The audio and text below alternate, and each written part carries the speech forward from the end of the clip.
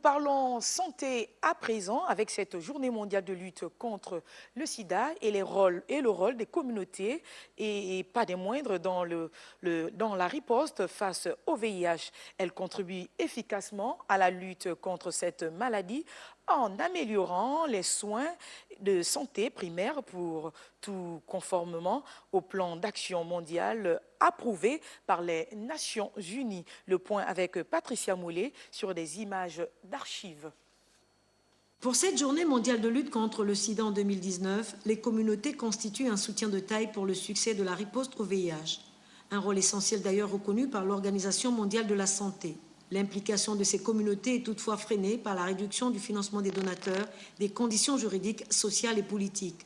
Les femmes et les filles qui font partie des communautés isolées représentaient en 2018 près de 54% des nouvelles infections par le VIH. Avec l'amélioration de la qualité et de l'accès aux services, les populations vivant avec cette maladie ont fait preuve de courage, ce qui a également favorisé la baisse des prix de médicaments antirétroviraux.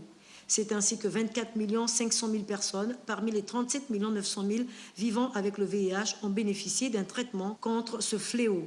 Les communautés ont ainsi fourni des services de prévention et de traitement du VIH, plaidant donc en faveur de la suppression des lois et des politiques punitives. Un rôle de premier plan que les communautés assurent également pour maintenir le VIH parmi les priorités du programme politique mis en œuvre par les décideurs. C'est donc dans cette optique que le programme de développement durable à l'horizon 2030 reconnaît le rôle capital, sinon central, que jouent les communautés dans la réalisation des ODD et dans la concrétisation de la promesse de ne pas faire de laisser pour compte.